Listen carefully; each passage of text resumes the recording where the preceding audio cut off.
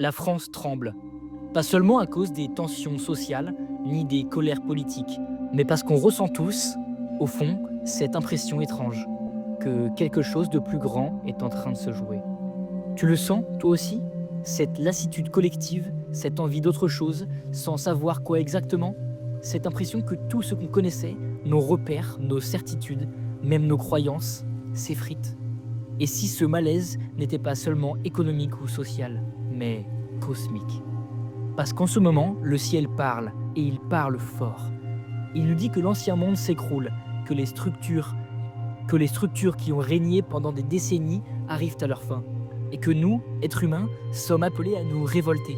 Pas forcément avec des pavés ou des slogans, mais avec une conscience nouvelle. Bienvenue dans Quand les astres appellent à la révolte. La planète du chaos créatif. Pluton, Uranus, Saturne.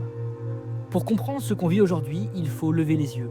Parce que là-haut, trois géants cosmiques se livrent un bras de fer.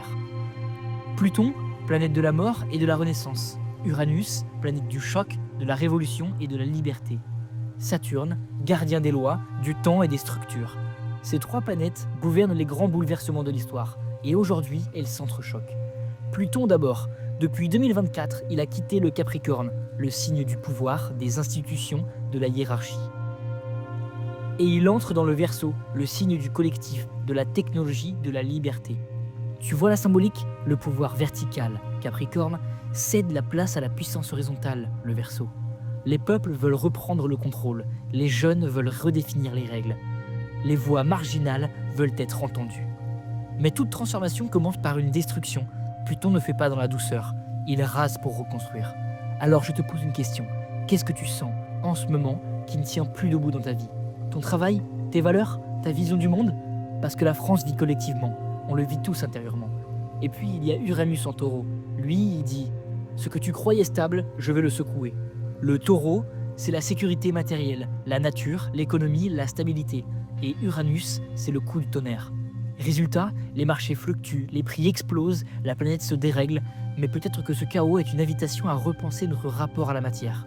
Est-ce que notre confort ne nous a pas endormis? Est-ce qu'on n'a pas confondu sécurité et soumission? Est-ce qu'on n'a pas oublié que la liberté, ça s'entretient? Enfin, Saturne en Poisson, le maître du réel, dans le signe du rêve. Saturne vient dissoudre les illusions, les faux idéaux, les mensonges collectifs. Et si c'était pour ça qu'on a l'impression que plus rien n'a de sens? Parce que tout ce qu'on croyait vrai ne l'est plus. Astrologiquement, la France est un pays balance, signe de la justice, du dialogue, de l'équilibre. Mais depuis que Pluton est entré dans le Verseau, cette harmonie est mise à rude épreuve. La balance cherche la paix. Pluton, lui, veut la vérité, même si elle dérange. Résultat, des débats de plus en plus polarisés, des institutions qui perdent la confiance du peuple, des médias qui se fragmentent, des citoyens qui se réfugient dans la méfiance, voire le complotisme. Mais au fond, qui a tort? Ceux qui doutent ou ceux qui prétendent tout savoir? Ceux qui crient ou ceux qui se taisent? Pluton, en entrant dans le Verseau, révèle une crise de conscience collective. Il ne s'agit plus seulement de politique, mais de vibration. Quand tout s'écroule autour de nous, la question devient « sur quoi est-ce qu'on veut reconstruire ?» Et c'est ça, la vraie révolte. Pas celle des pavés, mais celle des consciences. Ce n'est pas un hasard si les jeunes générations se détournent des modèles anciens. Elles ressentent, sans le savoir, cette énergie plutonienne. Elles veulent du sens, de l'authenticité, du vrai. Mais est-ce qu'on les écoute vraiment? Ou est-ce qu'on continue à leur imposer un monde qui n'a plus lieu d'être? Tu sais, l'astrologie ne dit jamais ce qui va arriver. Elle dit ce qui doit être compris. Quand les astres appellent à la révolte, ce n'est pas une incitation à la violence. C'est une invitation à choisir son camp. Est-ce qu'on continue à défendre un monde en train de mourir, ou est-ce qu'on ose participer à la naissance d'un nouveau? Et toi, tu en es où? Tu ressens ce tiraillement entre ce que tu crois et ce que tu veux devenir, entre la peur de tout perdre et l'envie de tout recommencer? Parce que cette tension, c'est exactement celle du moment. Pluton détruit, Uranus libère, Saturne teste. Et tout ça, c'est un cycle, un passage obligé, un rite de renaissance. Regarde l'histoire. 1789.